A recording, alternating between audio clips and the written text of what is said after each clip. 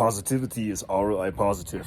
Not only are we receiving better quality ideas, we are also more likely to act upon the ideas that we receive in a more positive mind state.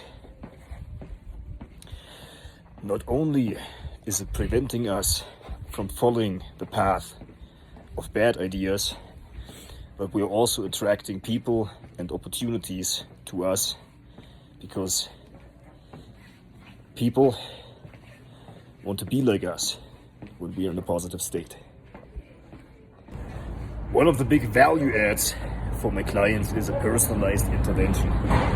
People feel that after attending a Tony Robbins event, or they wish they would attend a Tony Robbins event only for the purpose, mainly for the purpose of getting a personalized intervention. So having Tony Robbins talk to them personally, and so that they also learn what they want to learn, and then have somebody walk them through that. Because one of the pain points of Tony Robbins seminar attendees is that they feel overwhelmed in integrating that which is of value for them. In an attempt to bring tremendous value to my audience, I'm asking myself, what is valuable after all? Understanding what is the outcome that they're trying to achieve. How much faster can I help them get there by taking away confusions or illusions, misconceptions or misperceptions that may take the time to get you into a different direction, where you need to spend the time to reel it back in and then make an effort to go into a whole different direction instead. This is hard, this is challenging, and it takes time. That time can be saved, and so the time can be put towards activities that really lead towards the outcome that they want to go in. Furthermore, then the time that has been saved by reeling back in the efforts that have gone in a direction that is detrimental and not leading to the outcome. We also want to talk about ease. Ease as opposed to effort and sacrifice. How easy can it be to get there through belief? How much hardship can be saved, can be spared? So how much faster, how much easier can it be, and how much less risky can I make that for my clients? So I'm finding one good problem for my client that they want to achieve. And so what do we actually mean by decoding human behavior? Well, a behavior is a code in a way. It is something that psychologists and psychotherapists have been trying to figure out for decades, centuries, if not millennia. I would go as far as that. And so why do people behave very differently? And why do some people who have the same kind of upbringing and background behave in very different ways? And why does sometimes one certain type of behavior have two different causes of what is behind that behavior? This is what I'm very interested in, because unless we understand the cause of the behavior, the means and methods that we attempt to change the behavior with may be ineffective, because the behavior is just a code that speaks for a deeper reason. And when that is understood, then healing can happen. And walking across these stairs in those half-lit alleys certainly reminds me of many different learnings that I've made here. I remember taking some yoga classes with a yoga instructor that I was quite interested in, and probably even more so she and me, but didn't have the confidence.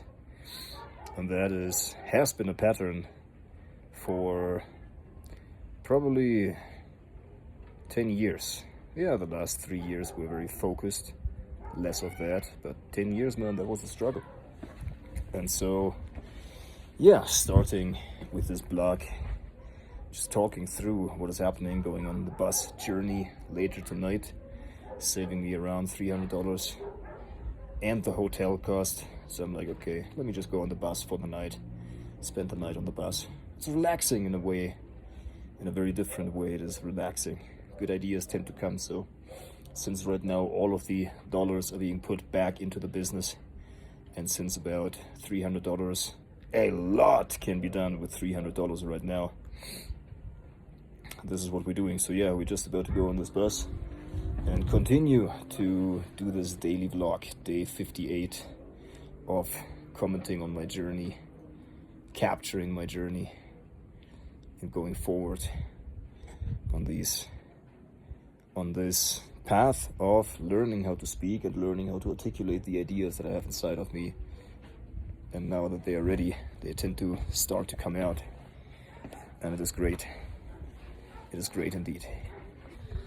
And being back here late at night, walking at this sports ground where I used to do a lot of rounds each morning, which were quite hard during the pandemic, I realized that I was very caught up in meeting my own personal needs rather than actually looking into how do I meet the needs of others, which is value creation, which is eventually being compensated for, even if it's just by goodwill that returns.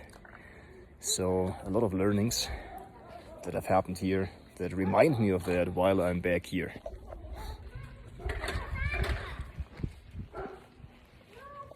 And so that which I wanted to share about self-discipline is the following. Self-discipline, yes, it can be forced. We can force ourselves to do things that we don't want to do in the moment, and that is a very healthy and important practice and skill to develop. On the other hand, it is equally a skill to put yourself into a place where the things that you believe you need the discipline for come easy to you. And that is much more of a skill of setting up your life circumstances in the way that they are supportive to you, knowing your own needs, knowing who you are, and knowing what contributes. Habits, nutrition, the place where you live, the people that you spend time with, how you allocate your time, what times of day you are most productive. All of that contributes to that. So in being disciplined, this in my opinion is something that is oftentimes overlooked. We look at, okay, what do we need to do the things that we believe we need the discipline for? But there's also a whole other area that may be 80% of the output that comes from actually setting up yourself and your life in a way that discipline comes easy. And so while we're here, let me share a little bit about self-discipline and what I've learned so far. I'm not saying that I have all the answers, but I do think I have solved some very hard questions that I could not figure out before, and now they are resolved so that they are no longer an issue. You know how sometimes when you have had an issue or you see somebody else and they share about some issue that they have, like, you know, they think their nose is too big, or there's something inside of them that they're deeply insecure about, or something that happened to them when they were small, they got laughed at in a very wild circumstance, or they formed a certain kind of phobia in a very interesting way, and you cannot quite comprehend that. It is hard for you to comprehend that. And so it is interesting. Just took some time to come back to a place where I used to spend a lot of time training outside to clear my mind. It has been a challenging time back then, but it was good for me. Coming back here to a familiar place is also an interesting experience when you come back to a place which was loaded with a lot of emotions and a lot of reflections. Then you sometimes, or oftentimes even, access the very states that you had when you were here.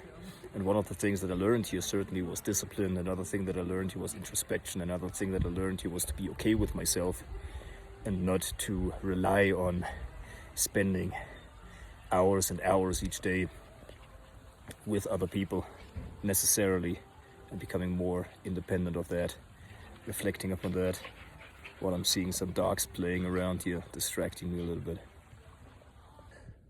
A little bit of a different setting than usual. I wanted to make one video about self-esteem, Because the way we think about ourselves, the way that we perceive ourselves is related to the type of person that we can attract, and it's also related to the opportunities that we tend to attract.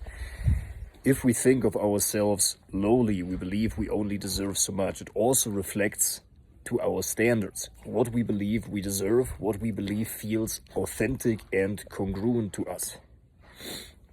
It is also related to what type of partner we are attracting, what type of partner we feel comfortable with or uncomfortable with. That can be a partner in friendship, that can be an intimate partner, a partner in a business venture. So it is hard for us to surpass our own standards or to be around somebody who has higher standards. We got to swallow a bit of pride there. But once we do, our own standards tend to rise.